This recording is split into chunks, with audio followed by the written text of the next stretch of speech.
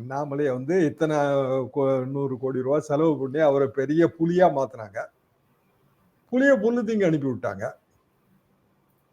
அப்ப கூட்டணிக்காக நீங்க வந்து உங்க கட்சி தலைவரை பள்ளி கொடுக்க கூடாதுல்ல பிஜேபி? அவ்வளவு வளர்த்திருக்கீங்களா 2026 வரைக்கும் பார்க்க வேண்டியதானே? அவர் எதுவா இருந்தாலும் அதிரடியா பேசிட்டு இருந்தாரு. அதுக்கு ஒரு ஃபேன் ஃபாலோவிங் இருக்குதான் செஞ்சது. சரி, அவரை வந்து மத்திய அமைச்சர் ஆக்கிடுவாங்க, அவர் தமிழ்நாடு பாலிடிக்ஸ்குள்ள முருகன் அவர்கள் மாதிரி பெரிய பாலிடிக்ஸ் பண்ணுவாருன்னு நினைச்சிட்டு இருந்தாங்க.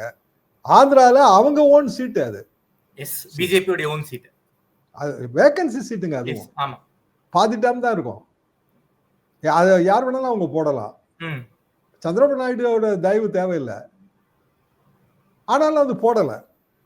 என்னன்னா லோக்கல் பாலிடிக்ஸ், உள்ளூர்ல இருக்கிறவங்களுக்கு கொடுக்காட்டா அவங்க எப்படி தமிழ்நாட்டில இருந்து ஒருத்தர் கொண்டு வந்து அங்க ஆந்திரா பாலிடிக்ஸ்ல நுழைச்சு எம்பி ஆக்குறது, ராஜ்யசபா எம்பி ஆக்குறது எப்படி ஆந்திரா பிஜேபி ஒத்துக்கிடும்? அவங்க நாயுடுவே கவுத்திட்டு பவன் கல்யாண் ஆதரவோட அடுத்த ஆட்சி நமது அப்படின்னு சொல்லிட்டு இருக்காங்க. அங்க இங்கேயே அதே பிரச்சனை தான் வரும்.